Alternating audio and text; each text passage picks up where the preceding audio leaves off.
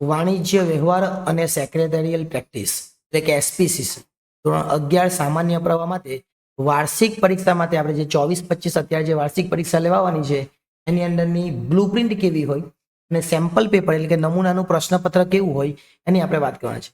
કુલ 80 ગુણનું paper પૂછાશે.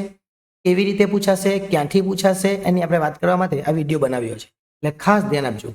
કુલ ચેપ્ટરની વાત કરીએ તો સીસી વિભાગ એટલે વિભાગ 1 ની અંદર સીસી છે, એની અંદર કુલ 8 ચેપ્ટર છે અને વિભાગ બી ની અંદર એસપી કહેવાય એની અંદર 7 ચેપ્ટર છે, એટલે કુલ 15 ચેપ્ટર થયા. 15 ચેપ્ટરમાંથી કુલ 108 માર્ક્સનું પેપર પૂછાય. એમાંથી તમારે 80 માર્ક્સનું લખવાનું. એનો મતલબ કે 28 માર્ક્સનું તમને અથવામાં પેપર આવશે. એટલે 28 માર્ક્સ તમે છોડી દેવો ને તો પણ 80 માંથી 80 આવે, એટલે બહુ જ સરળ બ્લુપ્રિન્ટ કહેવાય. પરંતુ કેવી રીતે પૂછવામાં છે ફરીથી ધ્યાન આપજો. વિભાગ 1 એટલે સીસી જે 8 ચેપ્ટર છે, વિભાગ બી એટલે એસપી જેની અંદર 7 ચેપ્ટર છે.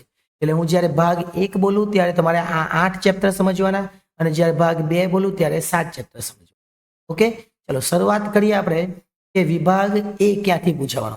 તો વિભાગ એ ની અંદર કુલ 16 પ્રશ્નો પૂછાવાના. 1 થી 16 ક્રમ હશે, દરેકનો 1 ગુણ. આ બાજુ પર હું લખીશ એ વિભાગ 1 અને આ બાજુ લખીશ એ વિભાગ બી. તો પહેલા વિભાગ 1 ના કયા કયા ચેપ્ટરમાંથી પૂછાય? તો પહેલા ચેપ્ટરમાંથી 1 પ્રશ્ન, બીજા ચેપ્ટરમાંથી 2 પ્રશ્ન, ત્રીજા ચેપ્ટરમાંથી 2 પ્રશ્ન, ચોથામાંથી 1 અને પાંચમામાંથી. આ ભાગ 1 ની વાત થઈ. બીજી બાજુ વાત કરીએ તો ભાગ 2 માં પહેલા ચેપ્ટરમાંથી 1, બીજામાંથી 1, ત્રીજામાંથી 1, ચોથામાંથી 1, પાંચમામાંથી 1, છઠ્ઠામાંથી 2 અને સાતમામાંથી. એટલે બંનેમાંથી પૂછાવાના તો 8 જ. પહેલા 8 ક્યાંથી પૂછાવાના? જો 1 2 3 4 5 6 7 ને 8, એટલે વિભાગ 1 માંથી 8 પણ પહેલા 5 ચેપ્ટરમાંથી જ પૂછાય છે. વિભાગ બી માં પણ 8 પણ દરેકે દરેક ચેપ્ટરમાંથી પૂછાય છે. કયા ચેપ્ટરમાંથી 2 પૂછાય છે એ તમને લખીને બતાવી દીધું છે, એટલે તમે એ પ્રમાણે જોઈ લેજો. એટલે સેક્શન એ અહીંયા પૂરો. વિભાગ બી માં કુલ 8 પ્રશ્નો પૂછાય. 17 થી 24 સુધીના પ્રશ્નો હશે. દરેક પ્રશ્નનો 1 ગુણ, એટલે 8 પ્રશ્નોના 8 ગુણ. કયા ચેપ્ટરમાંથી પૂછાવાનું એ જોઈ લે. તો ચેપ્ટર નંબર 2 છે એમાંથી 1, ચેપ્ટર નંબર 4 માંથી 1 અને ચેપ્ટર નંબર 5 માંથી 2. કુલ કેટલા પૂછાવાના? 8. તો ભાગ 1 માંથી 4 અને ભાગ 2 માંથી બીજા 4, એટલે જે પહેલું ચેપ્ટર છે એમાંથી 2 અને જે ત્રીજું ચેપ્ટર છે એમાંથી 2.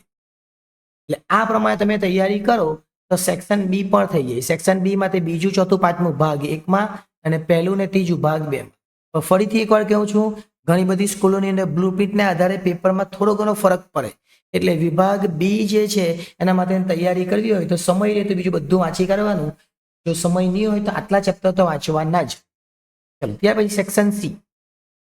સેક્શન સી ની અંદર 25 થી લઈને 32 સુધીનો ક્રમ હશે. કુલ 6 પ્રશ્નો તમારે લખવાના રહેશે. 1 ના 2 ગુણ, એટલે પ્રશ્ન 6 માંથી 2, 6 ના 2 એટલે કેટલા? 12 ગુણ કહેવાય. 25 થી 32 ગજ, 25 થી 32 એટલે 9 પ્રશ્નો હશે અને આ 9 માંથી આપણે લખવાના કેટલા? 6. કયા કયા 9 પ્રશ્નો એ તમને જણાવી દો. તો કયા કયા છે તે? તો સૌપ્રથમ જે પહેલું ચેપ્ટર છે એ પહેલા ચેપ્ટરમાંથી 2. ઓકે, હવે પૂરું થઈ ગયું. વિભાગ સી માં ભાગ 1 માંથી નહીં પૂછાય. ભાગ 2 માં પહેલા ચેપ્ટરમાંથી 2, બીજા ચેપ્ટરમાંથી 1, ત્રીજામાંથી 1, ચોથામાંથી 1, પાંચમામાંથી પણ 1. કેટલા થઈ ગયા જોઈ લઈએ આપણે. 2 3 4 5 6, 6 ને 2 8, એટલે 8 માંથી આપણને પૂછાય. કેટલામાંથી? 8 માંથી. 25 થી 30 ગણીએ તો 5 થાય, 25 26 એટલે 30 જોઈ લે આપણે, અહીંયા પૂછેલા હશે. વિભાગ સી, તો વિભાગ સી ની અંદર કેટલા પૂછાવાના? તો અહીંયા જો કુલ છે 1 25 26 27 28 29 30, એટલે 8 પ્રશ્નો પૂછાય અને 8 માંથી આપણે કેટલા લખવાના? 6 લખવાના. 8 કયા કયા એ ફરીથી જોઈ લે. અહીંયા 2 ભાગ 1 માંથી, 4 6 ને 8. 8 પ્રશ્નોમાંથી તમારે 6 લખવાના, દરેકના 2 ગુણ એટલે 12. વિભાગ ડી, 33 થી લઈને 38 જેટલા પ્રશ્નો, કોઈ પણ 4 પ્રશ્નો લખવાના, 33, 34, 35, 36, 37 અને 38, એટલે 6 માંથી 4, દરેકના 3 ગુણ, 3 ગુણ એટલે 12 માર્ક્સ થવાના, કે 4 તાલી 12. વિભાગ ડી ની અંદર કયા વિભાગમાંથી પૂછાય એ લખી લે. તો કયા વિભાગ? તો વિભાગ એ ની વાત કરીએ, એટલે કે ભાગ 1 માં ચોથા ચેપ્ટરમાંથી 2 પ્રશ્નો, ચોથા ચેપ્ટરમાંથી 2 પ્રશ્નો. અને ભાગ 2 ની વાત કરીએ તો બીજા ચેપ્ટરમાંથી 2 પ્રશ્નો. તો પૂછાવાના 6, તો એક છઠ્ઠું ચેપ્ટર અને એક સાતમું ચેપ્ટર. આ ભાગ 2 છે. એટલે ભાગ 1 ની વાત કરીએ તો ચોથા ચેપ્ટરમાંથી 2 અને ભાગ 2 માં બીજા ચેપ્ટરમાંથી 2, એટલે 4 થઈ ગયા. અને છઠ્ઠું ને સાતમું તમારે વાંચવું હોય તો વાંચી લેવાનું, એટલે 6 થઈ જાય. અને 6 માંથી તમારે લખવાના કેટલા? 4. એટલે વિભાગ ડી તમારે ક્લિયર થઈ જાય. હવે વાત કરીએ વિભાગ ઈ. વિભાગ ઈ ની અંદર 39 થી 43, 39, 40, 41, 42, 43, 5 માંથી કોઈ પણ 3 લખવાના, એના 12 માર્ક, દરેકના 4 ગુણ. 5 માંથી 3 લખવાના છે. પણ આ 5 ક્યાંથી પૂછાય એ જોઈ લે. તો ઈ ની અંદર સંપૂર્ણ વિભાગ 2 માંથી જ પૂછાય છે. એટલે આખો જ વિભાગ 2 માંથી પૂછાશે. ચોથા ચેપ્ટરમાંથી 1, પાંચમા ચેપ્ટરમાંથી 2 અને છઠ્ઠા ચેપ્ટરમાંથી, એટલે કુલ કેટલા પૂછાવાના? 5 પૂછાવાના. એમાં 5 માંથી લખવાના કેટલા? 3. એટલે તમે પાંચમું ને છઠ્ઠું વાંચી ગયો, ચોથું નહીં વાંચે તો બી ચાલે, કેમ કે તમારે લખવાના તો 3 જ છે ને. એટલે ચોથામાંથી 1, પાંચમામાંથી 2, છઠ્ઠામાંથી 2, 5 માંથી કોઈ પણ 3 પ્રશ્નો લખવાના. વિભાગ એફ 44 થી લઈને 49, 44, 45, 46, 47, 48, 6 માંથી કોઈ પણ 4 લખવાના, દરેકના 5 ગુણ. કોઈ પણ 4 લખવાના એટલે 20 ગુણ થશે. 80 માર્ક્સનું આખું પેપર થઈ ગયું. પણ કયા કયા 6 પૂછાય એ જોઈ લે. તો ભાગ 1 ની વાત કરીએ તો ભાગ 1 માં છઠ્ઠા ચેપ્ટરમાંથી 1, સાતમા ચેપ્ટરમાંથી 2 અને આઠમા ચેપ્ટરમાંથી 1. કેટલા પ્રશ્નો થઈ ગયા? 4 તો થઈ ગયા.